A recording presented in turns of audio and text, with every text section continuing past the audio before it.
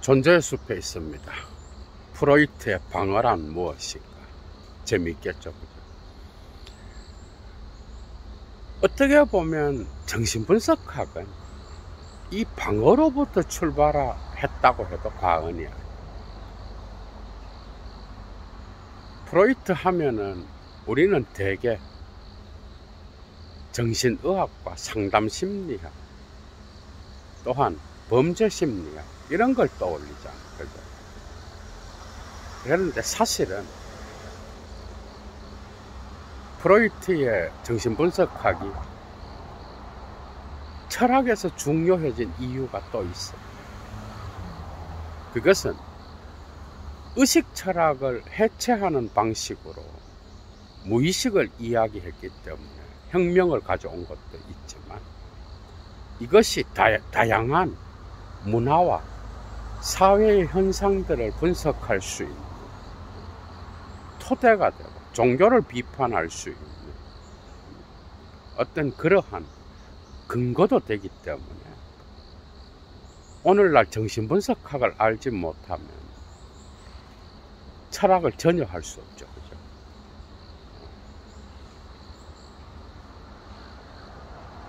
이것은 락강과 지적으로 이어지는 어떤 철학 라인뿐만 아니라 포스트 모더니즘의 철학자들, 데리다, 미셸 푸코, 질 둘레즈, 크리스테바, 이리가레 다 연결되어 있어. 어떤 방식으로건 프로이트를 비판하건 비판적으로 고찰하여 발전시키고, 그리고 폴 리케르를 아는 데 있어서 이 프로이트는 거의 엄청 중요한 위치에 있다고 해도 과언이 아니에요. 해석의 갈등에 엄청 길게 프로이트에 대한 사유를 진행해 나가잖아. 그죠? 그래서 철학에서도 중요해. 어떻게 보면 후설의 의식 철학과도 현상학과도 연결되는 부분이 있고 갈라지는 부분이 있어. 그것은 프로이트가 빈 대학에서도요, 어떤 여러분 다 알잖아. 이게 후설에게도 영향을 미친 심리학자의 철학자가 있었어.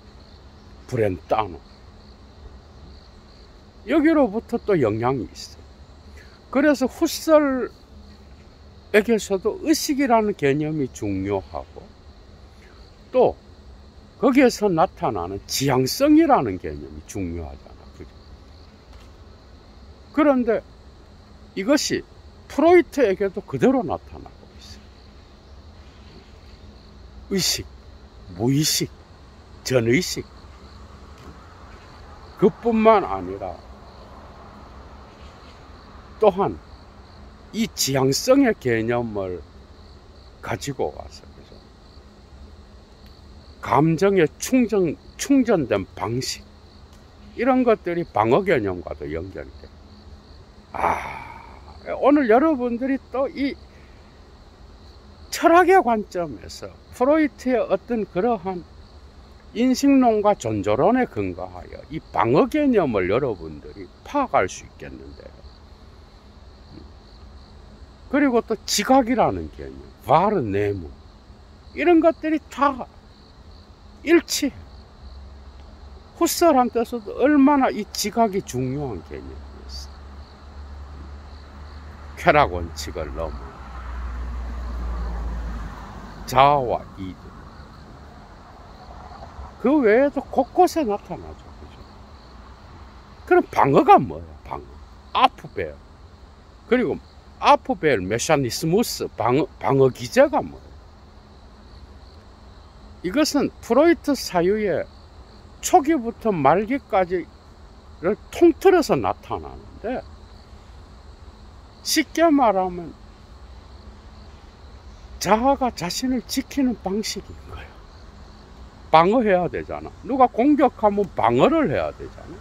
그럼 공격하는 자가 있을 거 아니야. 그거는 대타자야, 상징계. 그리고 타자들의 시선이야, 락강적으로 보면. 이것은 또 사르트르랑도 연결되죠, 그죠?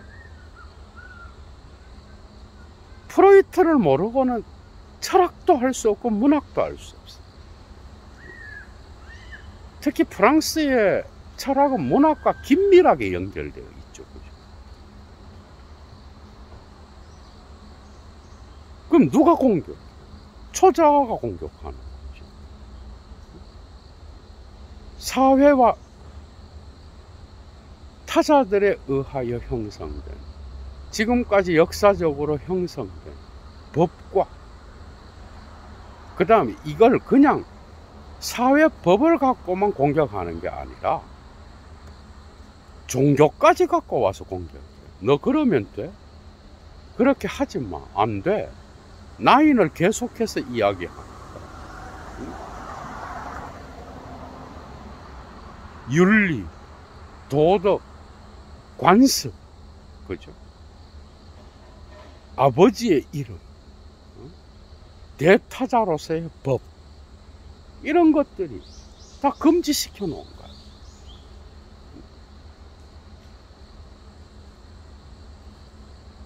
이 방언은 자아와 이드에서 보면 보다 더 명확하게 보여. 그러니까 초자아가 공격을 해.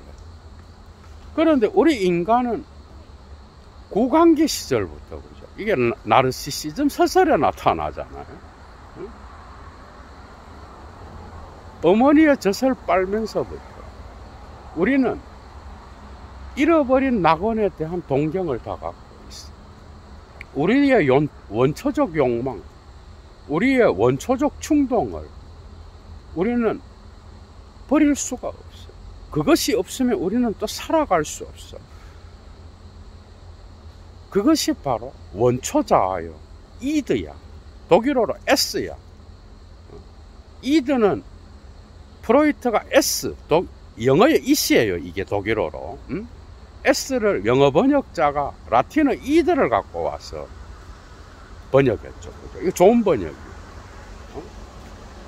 그러니까 원초자인 이 이드의 욕망, 거기에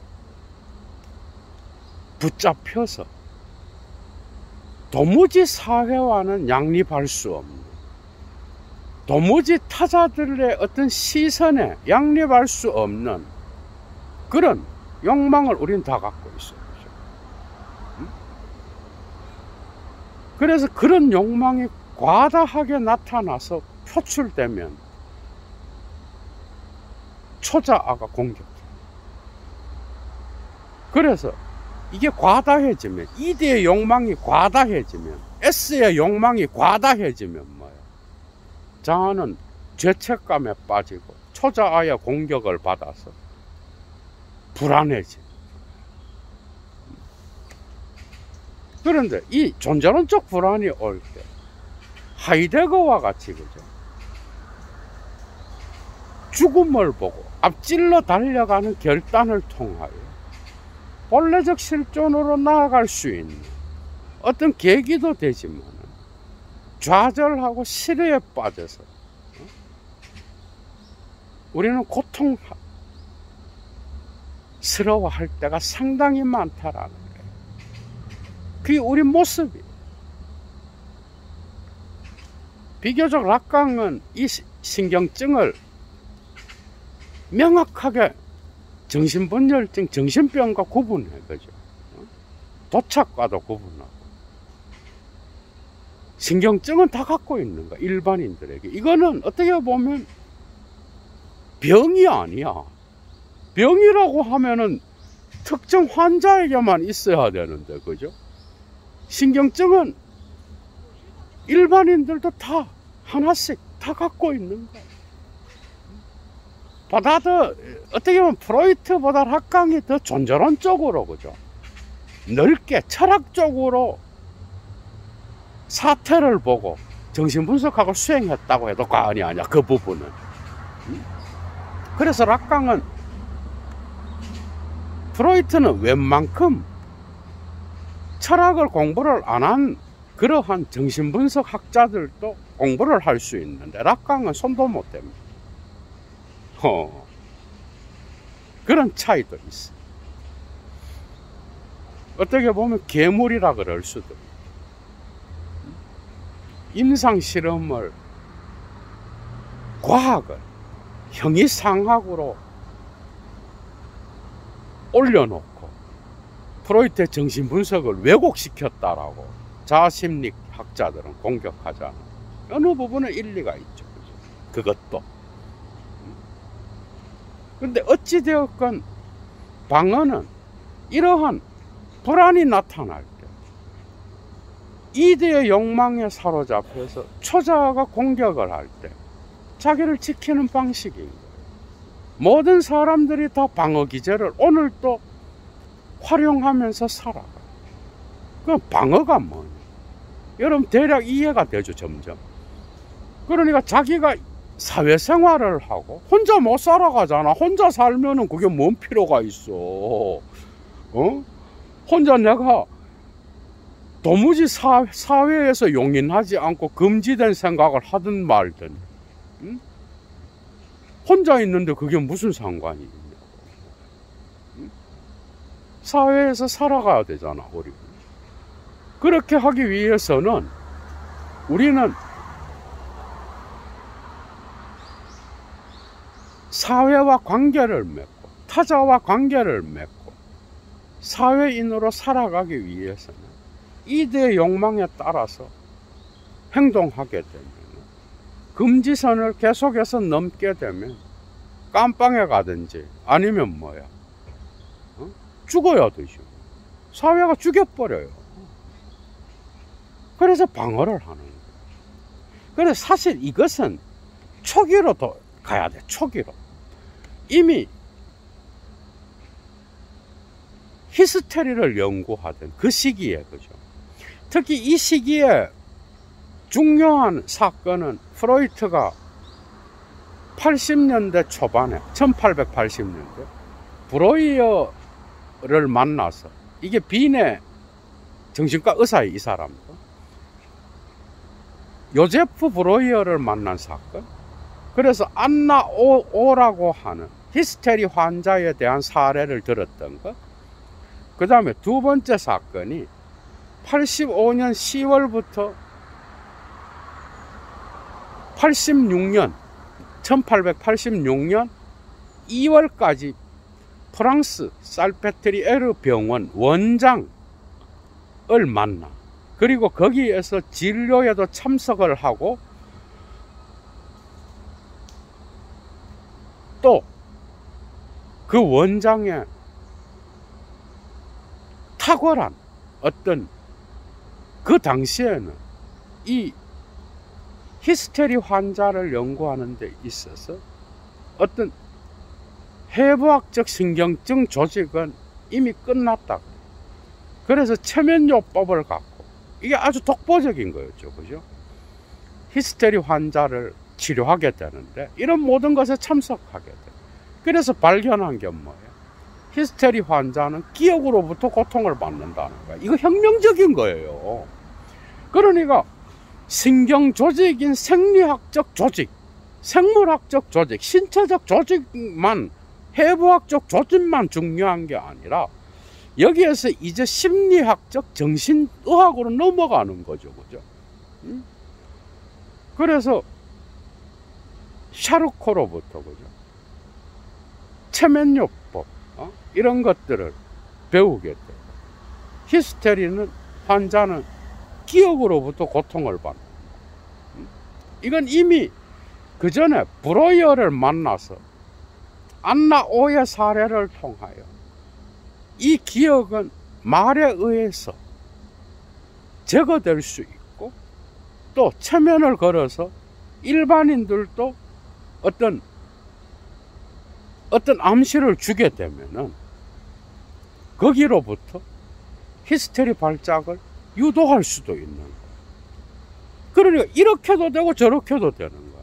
말에 의하여 증상을 일으킬 수도 있고 체면을 통하여 그 증상을 제거할 수도 있다라는 거예요.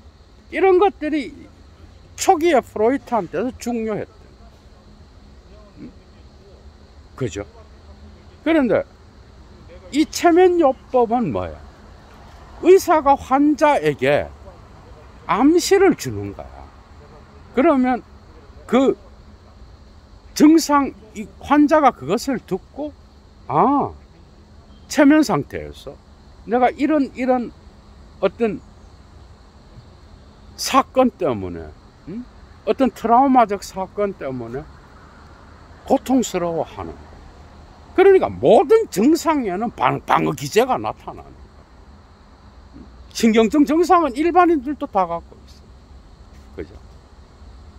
그래서 이게 말에 의하여 치료로 될 수 있다. 여기에서 프로이트는 이제 카타르시스 방법으로 옮겨요. 이것은 의사가 환자에게 암시를 주는 체면요법이 아니라 샤르코가 썼던 그게 아니라 체면을 걸어서 환자로 하여금 그 증상과 연결된 어떤 사건에 대하여 그 사건을 중심으로 의미와 연세가 나타나겠죠. 그죠? 연쇄사슬을 이야기하는 거예요. 그런데 여기서 더 나가서 자유연상법을 쓰게 되는데 그것은 바로 일대 혁명적인 사건인 거예요. 그러니까 프로이트는 1886년 2월에 다시 빈으로 돌아와서 그해 부활절에 병원, 정신과 병원을 개원하게 되는데요. 그때부터 계속해서 환자들을 받았어. 웬만큼 돈을 벌어서 결혼도 하게. 그 사례를 연구하면서 보니까 여기서 혁명이 나타나요. 이 방어는 프로이트가 발견한 거예요.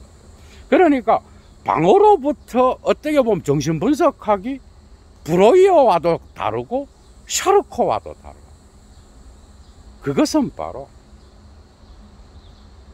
환자들을 계속해서 면담을 하게 되면서 발견하게 된 건데, 자유연상법을 써서 어떤 특정 증상과 관련된 어떤 사건의 사슬만을 이야기 아니라 머리에 떠오르는 거는 다 이야기하라는 거야. 자유연상에 의하여. 그러니까 그 자유연상법을 사용하여 면담을 해보니까 환자들의 어떤 트라우마적 사건에 대한 그 기억이 성적인 것과 관련되어 있는 거야. 다 충격을 받은 거야. 응? 충격을 받은 거야. 이게 어떻게 보면은 방어라는 개념이 정신분석에서 출발하는 대역사적 사건이에요. 1892년도에 엘리자베트 폰 R이라고 하는 가명이겠죠. R. 이름을 쓰게 되면 이게 또 환자에 대한 어떤 명예훼손도 될 수 있고 뭐 여러 가지 문제가 나타나겠죠. 근데 이런 이름들을 또 오늘날 다 밝혀내 갖고 또 떠돌아다니고 그래. 그런데 어찌되었건 이 여성은 결혼하지 않는 젊은 여자인데 히스테리성 어떤 신경증을 증상을 계속 보이는, 면담을 하니까 자유연상법이 통하지가 않는 거예요. 왜? 어느 시점에서 말을 잘하다가 가족 관계에서 뭐 고통당하는 다양한 어떤 이야기들, 그런 것들을 이야기하다가 어떤 시점에서 말을 안 하는 거야. 말을 안 해요. 그러니까 말을 안 하니까 프로이트가 보니까 왜 말을 안 하지? 그래서 자유연상이 끊어지는 거야. 이게 저항인 거야. 쉽죠, 그죠? 위들스탄트, 환자가 저항하는 거야. 그러니까 어떤 계속 이야기를 하다가 면담 중에 자기 자신이 떠오르는 이야기를 막 머릿속에 떠오르는 이야기를 계속 하다가 이 자유연상이 어느 지점에서 끊어져.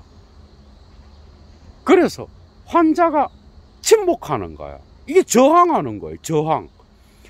그런데 이걸 뒤집어서 보면은 이게 바로 방어인 거예요. 왜?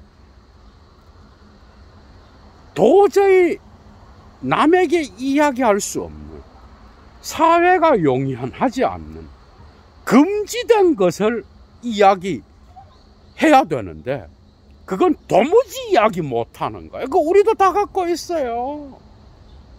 그게 인간이야. 이런 것들을 빼놓고 백날 의식 철학을 하고 칸트 후세를 이야기해도 인간에 대해서 절반도 이야기하지 않는 거예요. 그죠? 예를 들면 그런 거예요.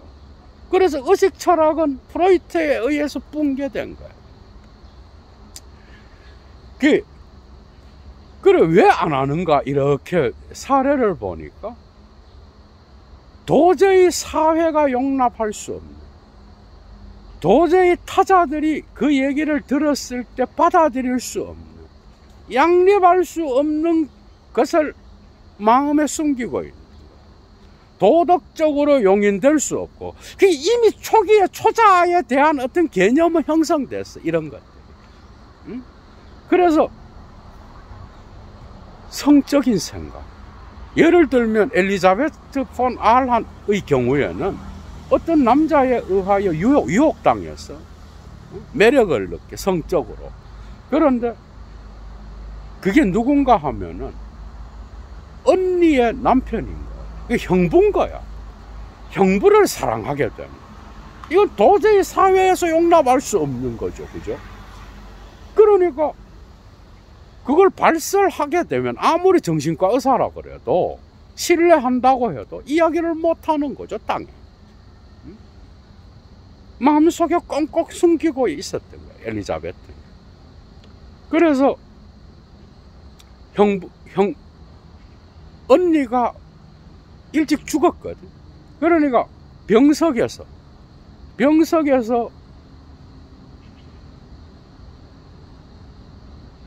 언니를 방문하여 거기에서 언니를 간호하면서 이런 생각을 한 거예요. 도저히 받아들일 수 없는 생각. 도저히 상징계의 대타자가 허용할 수 없는 생각. 언니가 죽으면 형부는 자유롭게 돼. 그리고 그 형부와 나는 결혼할 수 있어. 이게 인간이야, 여러분.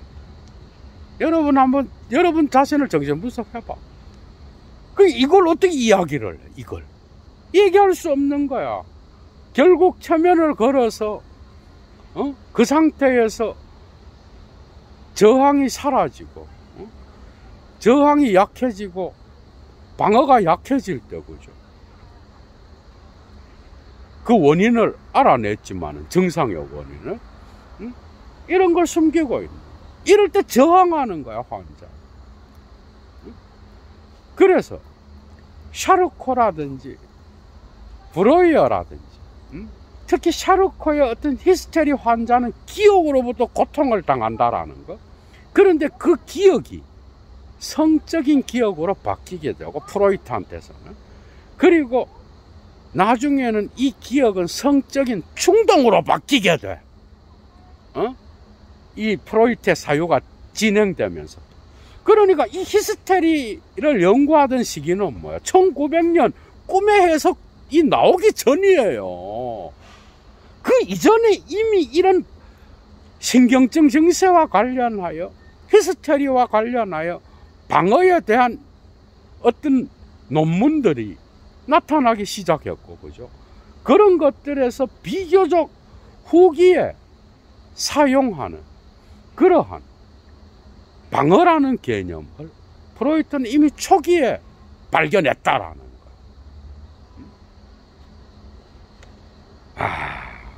그러니까 이 방어는 어떻게 보면 모든 인간이 사회생활을 하기 위하여, 자기를 지키기 위하여 사회의 공격, 타자들의 시선을 통한 공격, 어떤 상징계의 질서의 주인들이 공격을 할 때, 초자아가 공격을 할 때 자기의 어떤 욕망을 감춰버리는 어떤 전략과 같은 거야. 이걸 우리는 매일 사용하면서 살아가요. 우리가 사회인인 이상 사회적 동물이잖아, 우리는 다. 그래서 이 방어라는 개념은 그런 방식으로 출발됩니다.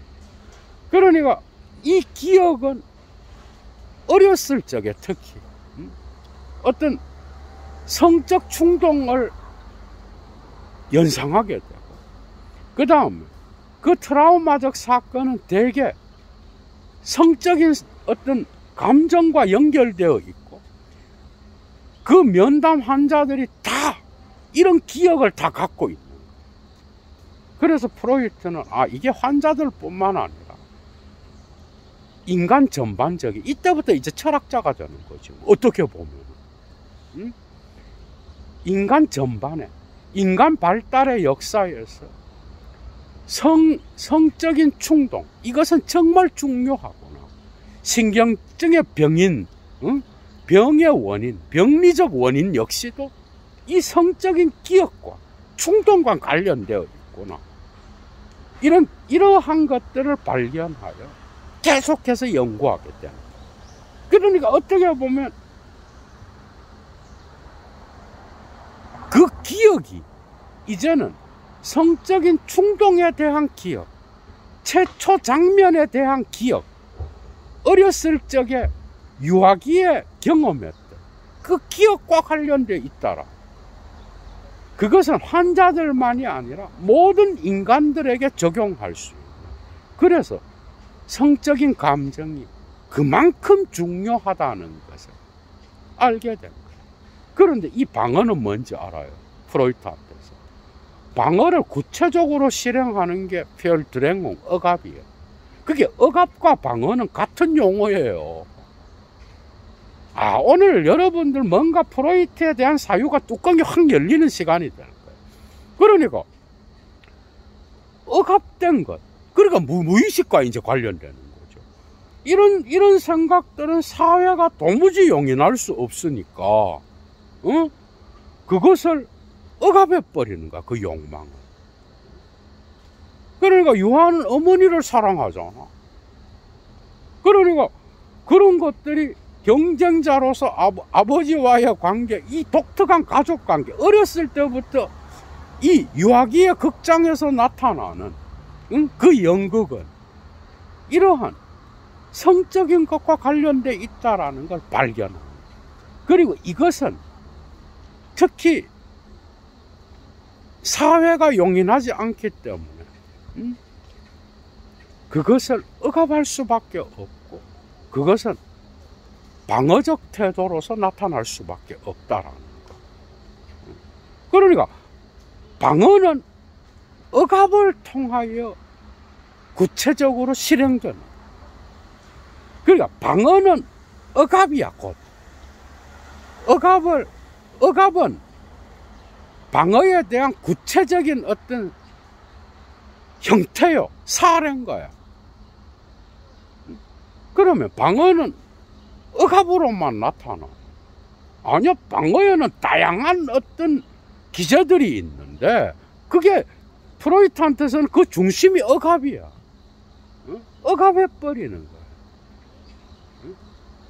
그리고 이것을 바깥으로 외투사할 때도 있어. 리비도 집중이 일어나고, 어떤 자아의, 원초 자아의 욕망, 이드의 욕망이 잘못되어서, 그죠? 소화되지 않아서 특정 방식으로 강박신경증을 일으키든 히스테리적 발작을 일으키든 어떤 생각에 의하여 고통당하든 이건 우리가 다 경험하는 거, 우리 일반인들이, 그죠? 집착되어서 고통을 일으키든 어떤 방식으로건 간에 그것은 원초적인 장면이 있는 것이요. 에어리스테 스cena가 있는 거예요. 그래서 그 에너지 집중 배출해야 되는 거죠. 그죠? 이 배출이 뭔가 병리적으로 나타나. 그러니까 방어는 자기를 지키는 어떤 도구도 되지만은 특정 방어 기제에 과민 반응을 일으키는 거는 어떻게 보면 히스테리적 발작이라든지 강박신경증 증세를 보이는 거야. 그러니까 이 방어는 자기를 지키는 어떤 도구도 되지만은 병리적인 어떤 질병을 유발하는 원인이 될 수도 있는 거야. 이 방어는 이러한 이중적 의미를 갖고 있어. 그래서 왜 투사해버려? 프로젝지온 아니면은 어떤 연인과 헤어진다든지, 이 리비도 투사가 바깥으로 나갔잖아. 아니면 특정한 충격적인 사건이, 사랑하는 자가 죽었다든지, 병으로, 아니면 사고로, 별일을 다 겪잖아. 우리가 도무지 받아들일 수 없는 어떤 사건이 일어났어. 그러면 그 리비도가 다시 나에게로 되돌아와. 그죠? 그래서 방어 기제의 어떤 특징 중에는 투사도 있지만 퇴행도 있는 거야. 레그레시온이라고 그러죠. 그죠? 독일어로. 퇴행도 있고. 이것이 이런 방식으로만 나타나는, 아니야? 긍정적인 방어 기제가 또 있어. 그 중요한 게 뭐지? 성화야. 그리고 어떤 사태에 대하여 도무지 받아들일 수 없어. 그죠? 그러니까 거기에 대해서는 네가티온 부정해버리는 거야. 응? 부정하고 투사하고 퇴행시키고 나르시즘적 자아에 빠지기도 하고. 그래서 이미 지나온.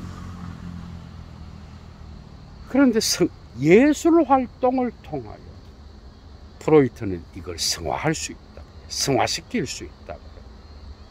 다양한 그의 미학 작품에서 나타나잖아. 그죠? 응? 그러니까 뭐 창조적 작가라든지, 뭐 아니면 또 다른 미학, 이거는 또 종교적인 어떤 수행을 통하여 이 이드의 욕망 다른 쪽으로 성화시킬 수 있다. 이거는 나르시즘 서절 마지막 부분에 나타나잖아. 거의. 그러니까 다양한 방식으로 우리는 이 이드의 욕망, 어떻게 보면 리비도 집중을, 그죠? 배출시켜야 되는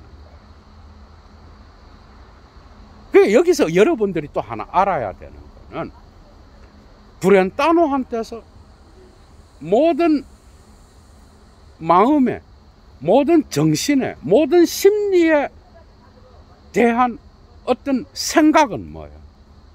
의식은 항상 뭐뭐에 대한 의식이고, 관념은 항상 뭐뭐에 대한 관념인 거예요. 바깥의 대상을 지향하는 거예요.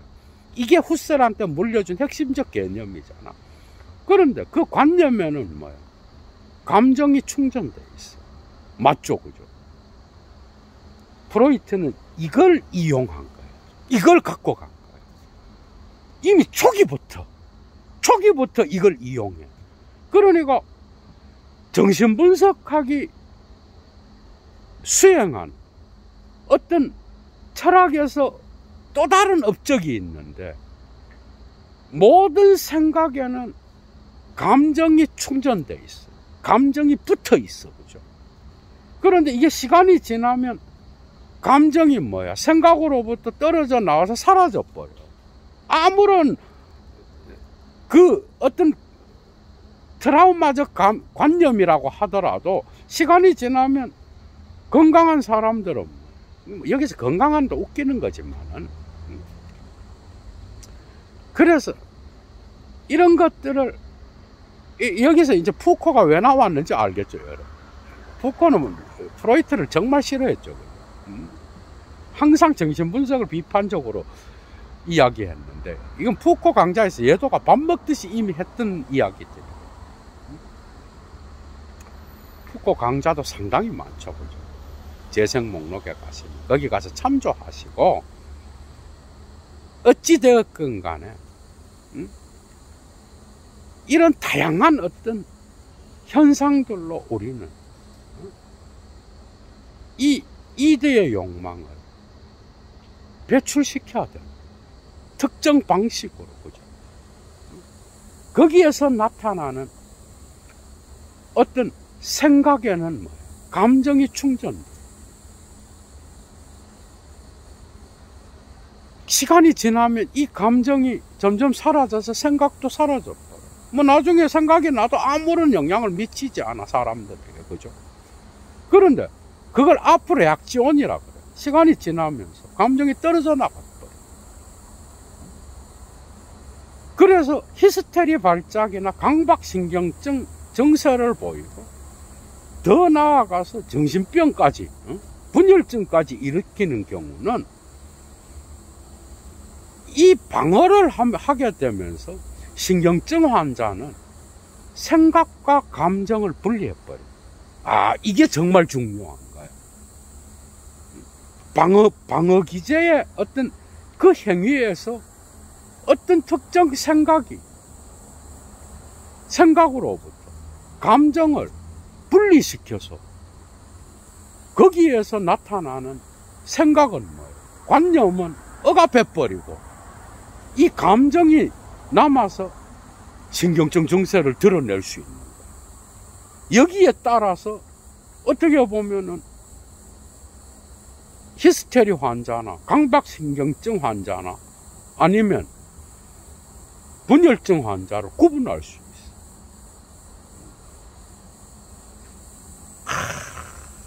그래, 우리가 옛날에 경험했던 것도 여러분도 한번 생각해봐. 옛날에 특정 어떤 트라우마적 사건을 여러분들도 경험했다고 생각할 수 있어. 치료가 됐지만은. 그런데 그런 사건들이 왜 지금은 아무런 나에게 영향을 미치지 않나? 감정이 앞으로 약지온된 거야. 없어져 버린 거야.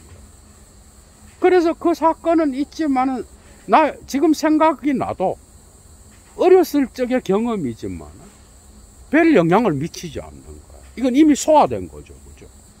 그런데 되게 그렇지 않아. 그게 일어났어도 지금의 시간에서 거기에 또다시 감정이 충전돼서 나에게 고통을 줄 때가 많은 거죠. 여러분들 그런 경우 많죠. 그래서 말없이 고통당하는 자들이 얼마나 많아요. 예술 활동을 통하여 승화시키든 종교적인 활동을 통하여 승화시키든 어찌되었건 이러한 리비도 집중은 우리는 배출해야 됩니다. 그죠? 그래서 감정과 생각이 어떤 분리되어서 신체적으로 전환된 게 히스테리성 발작이에요.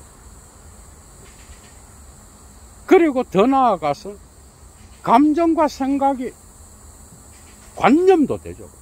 감정과 관념이 뭐예요? 정신 안에 남아서 다양한 배출구를 찾아내는 거. 이게 강박신경증입니다. 분열증 환자는 특정 트라우마적 사건에 대하여 관념과 감정을 다 부정하는 거예요. 근데 문제는 뭐지? 이걸 부정하면서 현실의 감각까지도 부정해버려. 그러니까 여기에서 문제가 나타나는 거야. 그러니까 분열증 환자는 뭐야? 어떤 바깥에 대한 현실 세계에 대한 감각, 지각 능력이 사라져 있어. 그래서 거기에서부터 또 언어 장애가 나타나.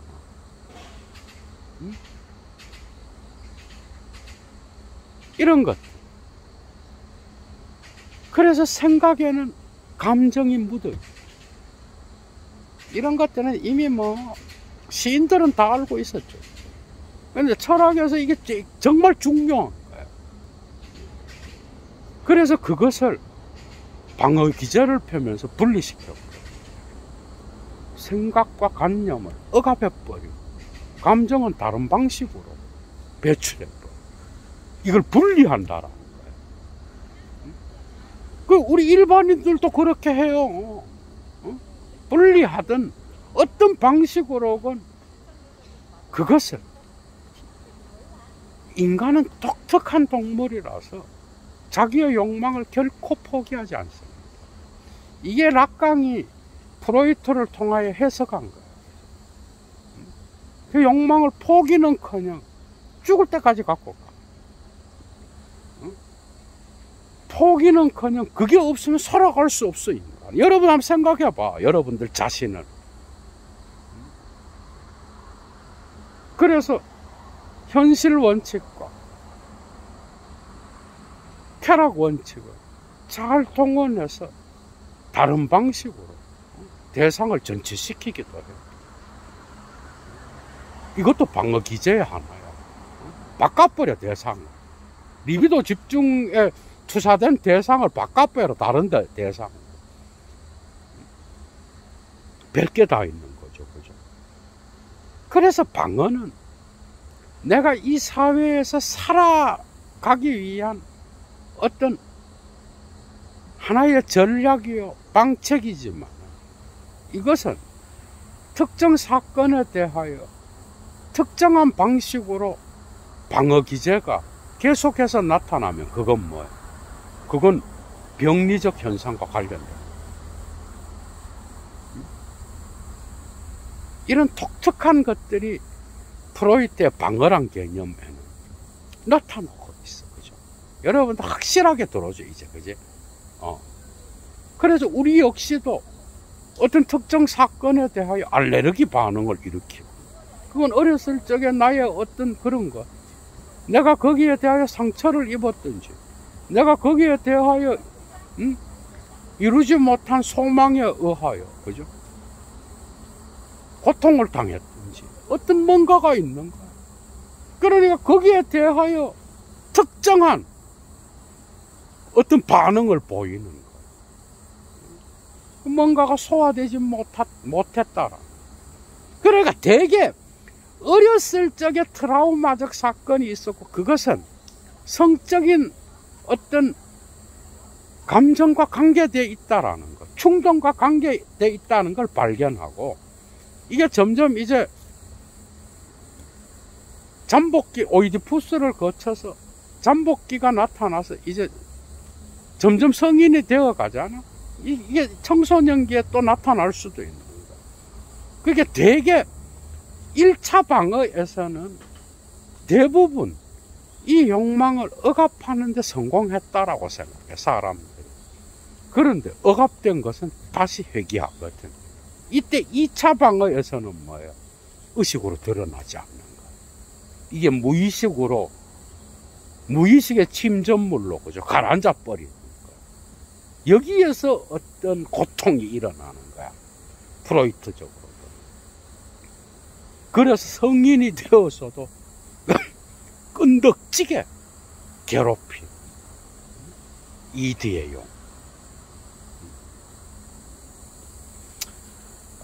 얘도 물러갑니다, 여러분. 건강한 주말 보내십시오. 정말 재밌었죠, 그죠? 좋아요 잊지 마시고, 클라스를 아시는 분 꼭 사막의 철학을 자발적 수업료 보내주시면 감사하겠습니다. 건강하십시오, 여러분. 주스.